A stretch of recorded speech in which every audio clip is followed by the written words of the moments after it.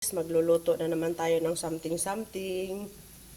Yan yung mga rekado natin na lami kayo, di ba? Tanaw ra mo di ana para makabalo mo kung saya akong lutoon. Kayo gisulti na ako ninyo, di naman nyo tanaw na akong video.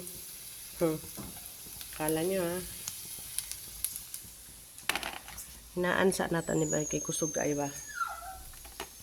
Wala mo kasi akong kasama dito mag-ano. Na ihalo ko na talaga lahat yan ba? Kaya hindi ko man makuha ng paisa-isa. Pagsamahin na natin lahat yan. Sibuyas, kamatis. Ay wala pala tong kamatis guys. Hindi na kailangan. Pinakamahalagang rekado dito yung luya.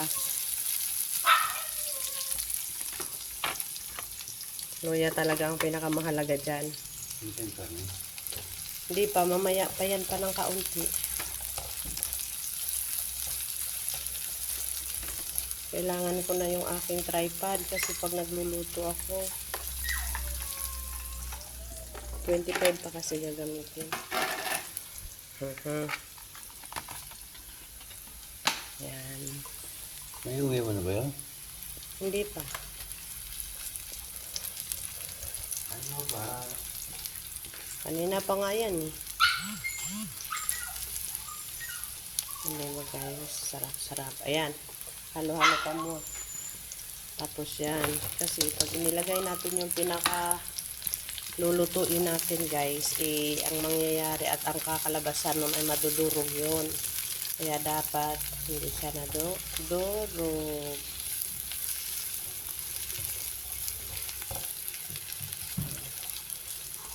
Dapat nakaganyan na lang siya guys. Kasi hindi na natin siya haluin mamaya. Wala nang pag-asang haluin yan mamaya guys. Lalagyan natin ng Papa, help. Lagyan ko ba nito? Lalagyan natin ng magic asin.